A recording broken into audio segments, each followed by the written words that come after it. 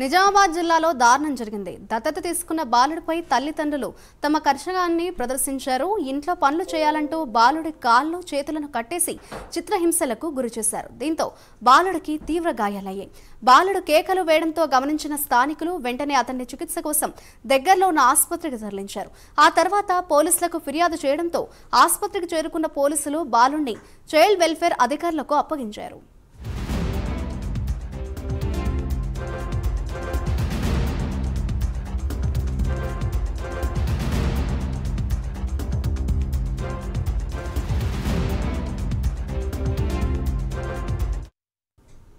పిల్లలు లేరని బాలుణ్ణి దత్తత తీసుకున్న తల్లిదండ్రులు, అతన్ని ప్రేమగా చూసుకోవాల్సిన తల్లిదండ్రులు ఇలా కర్కశంగా ప్రవర్తించడంపై స్థానికులు విస్మయం వ్యక్తం చేస్తున్నారు. బాలుణ్ణి హింసించిన తల్లిదండ్రుల్ని అరెస్ట్ చేసి వారిని కఠినంగా శిక్షించాలని డిమాండ్ చేస్తున్నారు.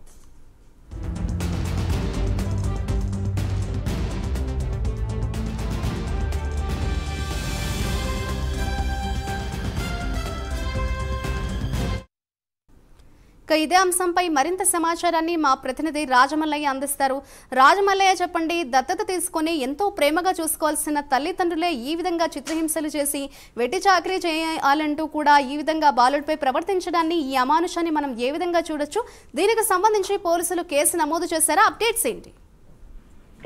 నిజామాబాద్ జిల్లాలో అమానవీయ ఘటన జరిగిందని చెప్పొచ్చు. దత్తత తీసుకున్నటువంటి బాలుడిపై తల్లిదండ్రుల ఆక్రోశం మాత్రం పేటరేగిపోయిందని చెప్పొచ్చు. నిజామాబాద్ జిల్లా బోధనలో ఉన్నటువంటి ఏదైతే రాకాసిపేటలో తల్లిదండ్రుల చేతుల మాత్రం చిత్ర హింసలకు గురైనటువంటి ఆ దత్తత బాలుడు తీవ్ర గాయాల పాలైనటువంటి పరిస్థితి మనం చూస్తున్నాం.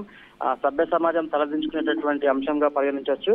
ఇంటి పనులు చేయాలంటూ అదేవిధంగా బాలుడి కాళ్లపై చేతులపై విచక్షణ రహితంగా కొట్టి చిత్ర హింసలకైతే గురి చేయడం జరిగింది. ఈ క్రమంలో దత్తత తల్లిదండ్రులు ఎవరైతే ఉన్నారో దాడి చేసినటువంటి ఘటనకు సంబంధించి భరించలేనటువంటి ఆ బాలుడు పూర్చాలు ఇంట్లో నుంచి అయితే భారీ స్థాయిలో కేకలు వేయడం జరిగింది.